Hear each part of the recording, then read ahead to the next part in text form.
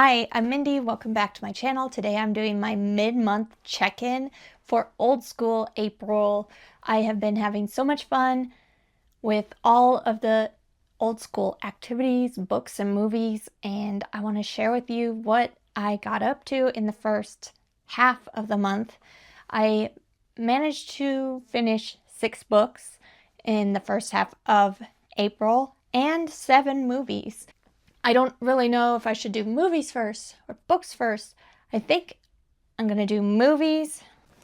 The first movie that I watched in the month was Grosse Pointe Blank, featuring Minnie Driver, John Cusack. Such a cool movie. This one is from 1997. I gave this one 4 stars because it was like a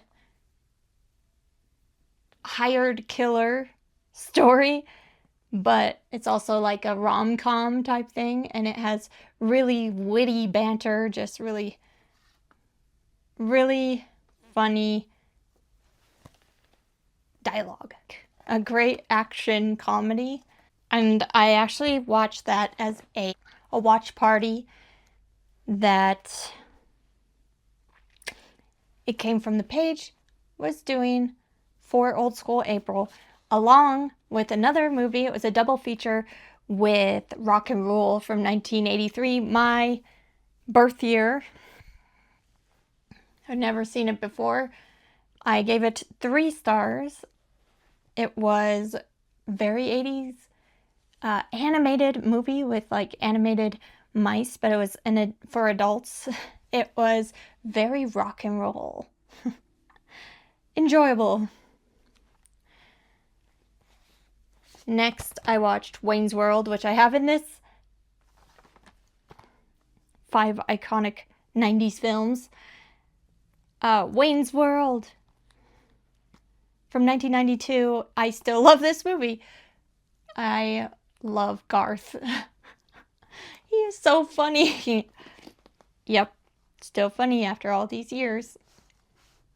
I gave Wayne's World 3.5 stars. Next, I watched a couple movies for kiddies prompts, curveball prompts. First, I read the Texas Chainsaw Massacre remake from 2003, which I have in this 10 best horror films. I don't know if that's like one of the 10 best horror films. That's kind of silly. I gave it 3 stars. The prompt was to read or watch a early 2000s movie, and that fit the bill. I hadn't seen that one. I think in my TBR I was saying, or TBW, I was saying that I had seen it, but I was thinking of the wrong movie. I recently watched the Friday the 13th remake from 2009. I like that one quite a bit. And I like this one too. I think they both were 3-star movies for me. Like, they're good, but they're not great. I liked how they kind of tried to make it feel a little gritty, a little more like it is in the 70s kind of thing. So, yeah, Texas Chainsaw Massacre was pretty good. I also watched Tremors, Kevin Bacon. I love Tremors from 1990. This I watched for the creature feature, prompt for the carve ball. And yeah, this is one of my favorite movies. Growing up, I watched it all the time. And this is a 4-star movie for me. I went to the library because I heard it was National Library Week, something like that. So I went to the library and I got some comic books and this movie, The Wedding Singer, with Drew Barrymore, Adam Sandler.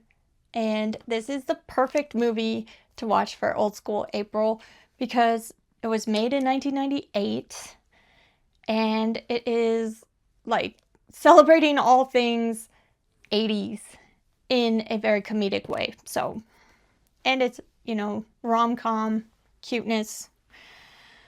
I love this movie. I loved it back in the day, and it surprisingly held up. I gave it 3.5 stars.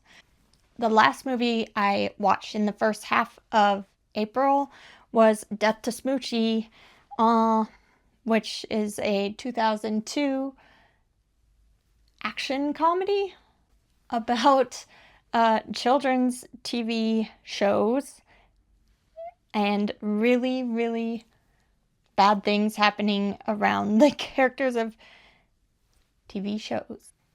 From 2002, I gave it 3.5 stars. I remember liking this movie a lot. Back in the early 2000s with Ed Norton. And that was actually a watch party hosted by Amy Noel Reed. So I'm glad that I was able to watch that movie again with everybody.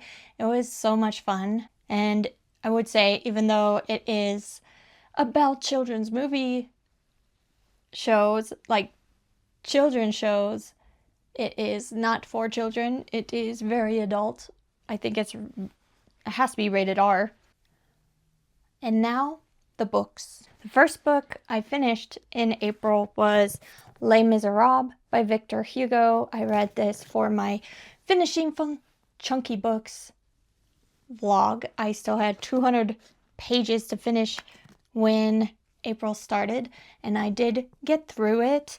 I am still deciding if I'm going to count this for Old School April or not, since I only read 200 pages of it. I have pretty much decided on no, probably not. But this book is amazing. I love the characters. It's set, or it is historical from the 1800s, like 1820s to 1830s in France.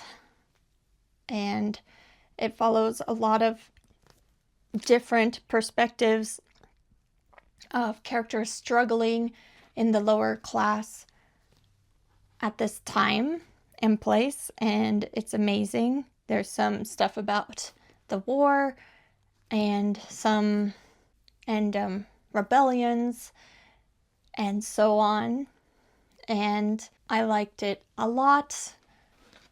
I could not give it 5 stars, even though I feel like I should, because it's so good. But I gave it 4.5 stars because there was a 30-page chunk of the book that I wanted to DNF. I did not like it. It was a slog. That was going over the Battle of Waterloo, and I was just not interested. And that poor little section brought it down, as well as I just thought, even though his writing is beautiful and his descriptions are beautiful, there were too many descriptions set for each little thing.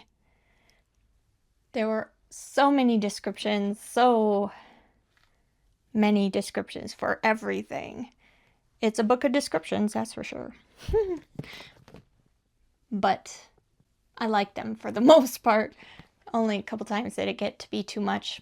But I gave it 4.5 stars. Like, this is an amazing book. Next, I finished Dungeon Crawler Carl by Matt Dinniman. I listened to the audiobook for this, and it was an amazing audiobook. Definitely recommend. So much fun. It's all about fun, dungeon crawling, goofiness with awesome talking cat as a sidekick. I mean, what could get better than that?